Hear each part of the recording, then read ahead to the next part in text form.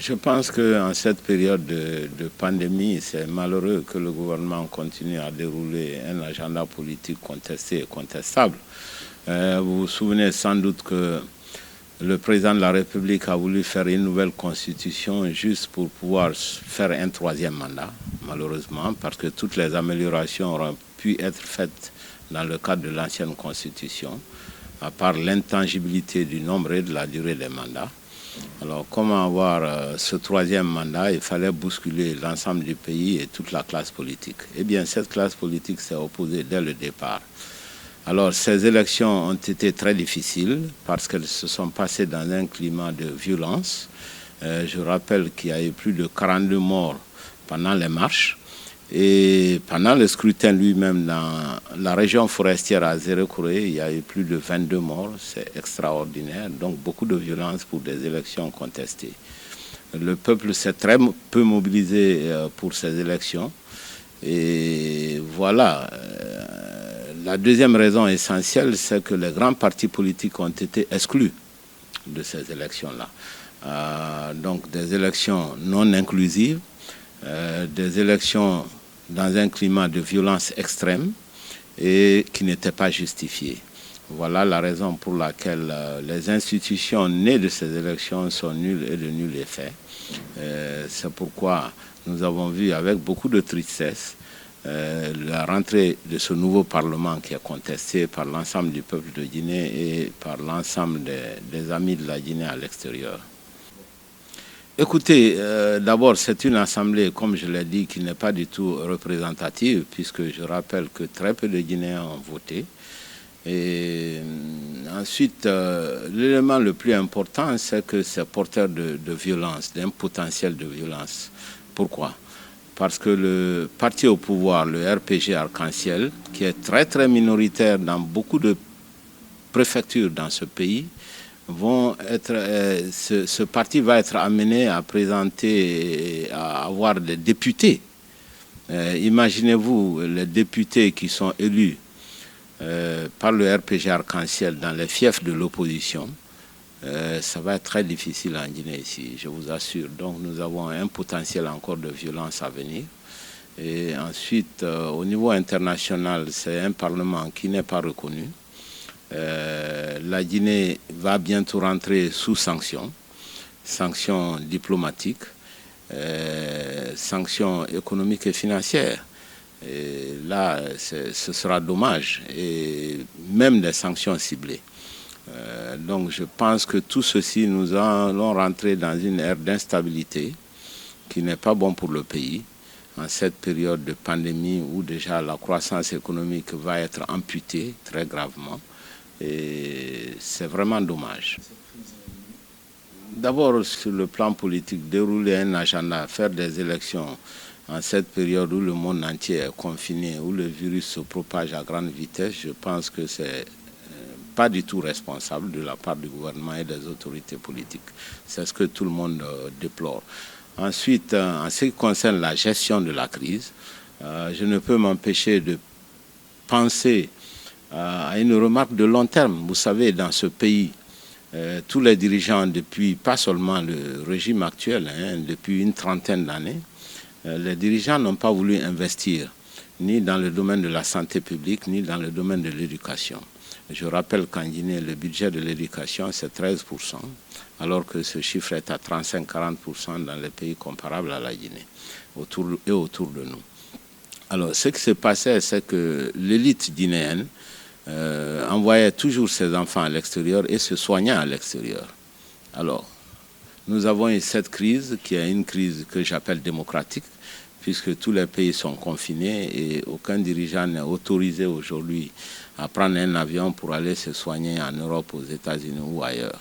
Et tout le monde est obligé de se retrouver dans les mêmes hôpitaux pour lesquels nous n'avons pas voulu investir. L'élite n'a pas voulu investir depuis une trentaine d'années. Et voilà un peu l'ironie de ce qui se passe aujourd'hui. En ce qui concerne la gestion même de la crise, nous avons beaucoup de difficultés parce que nous n'avons pas suffisamment d'infrastructures sanitaires. C'est la conséquence de cette politique à long terme. Nous n'avons pas d'équipement très peu d'équipements de test, ce qui nous amène à ne pas connaître exactement la situation de cette pandémie. Et en plus, nous n'avons pas le personnel qualifié pour faire face à la pandémie du coronavirus. Donc la Guinée est très mal au point. Le gouvernement a essayé de mettre en place un plan anti-coronavirus, un plan de riposte. Pour notre pays, c'est de l'ordre de 3 500 milliards, avec 3 volets. Le volet sanitaire proprement dit, où va falloir améliorer les systèmes sanitaires dans son ensemble. Nous avons le volet social et le volet économique. Voilà, alors, quelques éléments de ce plan. En ce qui concerne le volet sanitaire lui-même, proprement parlé, d'un peu plus d'1 milliard, la question qui n'est pas tranchée et qui est difficile, c'est qu'il faut décaisser très vite, mais en ayant en même temps les procédures de contrôle pour ne pas qu'on ait un corona business comme on l'a eu à la période d'Ebola. Sur le plan social et économique, le gouvernement a pris des mesures, certaines sont bonnes, telles que payer les arriérés des entreprises, ça va aller très vite si le gouvernement s'y met, mais il y a d'autres mesures qui sont un peu sans objet, comme parler de la gratuité des transports publics, alors que l'État lui-même n'a pas de moyens de transport, il n'y a que quelques bus ici. Et le train ne marchait même pas, on vient de le remettre en marche.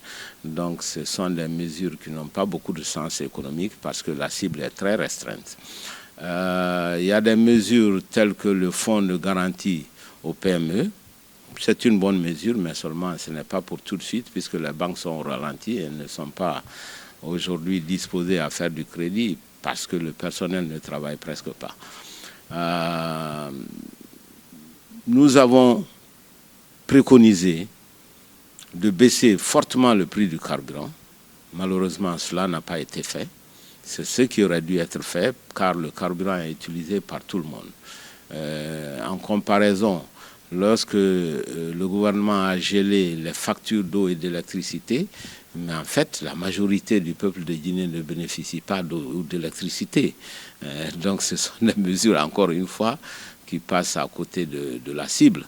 Voilà, à part les grandes villes comme Conakry, les Guinéens n'ont pas d'électricité dans leur grande majorité. Ils ne sont pas connectés au réseau de l'eau.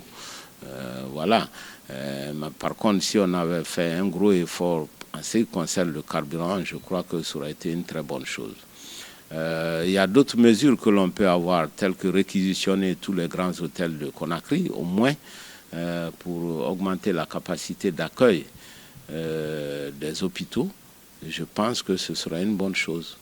Il y a des mesures à court terme qu'il faut prendre, comme je l'ai dit. Il faut que l'ensemble des forces politiques se donnent la main dans un dialogue fructueux pour bien réfléchir sur toutes les mesures. Et déjà, nous avons tous participé à la campagne de prévention. Et là, c'est très important parce que, étant donné que notre pays est parmi les pays les plus pauvres, le confinement va être extrêmement difficile puisque la majorité de la population vit le jour au jour. Mais il faut prendre des mesures de distanciation sociale, des mesures de propriété, des masques, etc.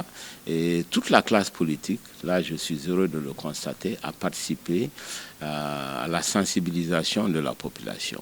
Ensuite, à court terme, il faut augmenter les capacités de l'agence sanitaire nationale qui s'occupe de ce problème de coronavirus. Comme je l'ai dit, il faut augmenter très rapidement la capacité d'hospitalisation que nous avons. Et il faut que tout le monde se batte pour qu'on puisse importer très rapidement les équipements qu'il faut et surtout se battre vraiment pour que ce coronavirus puisse être combattu avec l'ensemble et dans l'unité de la nation. Mais pour cela, il va falloir que le gouvernement accepte de mettre son agenda politique à côté, comme l'a fait le FNDC. Vous savez que notre Front national de défense de la Constitution a suspendu toutes les manifestations. La dernière en date, c'était simplement la ville morte, effectivement, pour que les gens puissent protester contre la rentrée parlementaire. Mais nous avons gelé l'ensemble des activités politiques avec un sens de la responsabilité, parce que l'urgence aujourd'hui, c'est vraiment la crise sanitaire. Malheureusement, nous constatons que le gouvernement est en train de dérouler son agenda comme s'il n'y avait aucune crise sanitaire. C'est vraiment déplorable. Écoute, tout à fait. Vous savez, nous avons aujourd'hui la technologie qui est moins chère et qui est disponible. Je pense que les cours à distance, c'est la meilleure réponse que nous pouvons avoir aujourd'hui. En ce qui concerne l'université Kofi Annan, ici où nous sommes, eh bien, nous avons déjà commencé les cours en ligne. Nous avons des logiciels qui sont là pour cela et ça ne coûte pas cher. Et nous avons fait de la formation, nous avons une cellule informatique qui a mis en place une plateforme qui permet effectivement à nos étudiants de suivre les cours à distance. Donc je pense que les seuls obstacles sont l'électricité effectivement et Internet. Mais avec le niveau que nous avons, je pense que c'est tout à fait possible. Puisque nous le faisons déjà à l'échelle de notre université ici, je pense que ce pays a les moyens de faire des cours à distance. C'est tout à fait possible.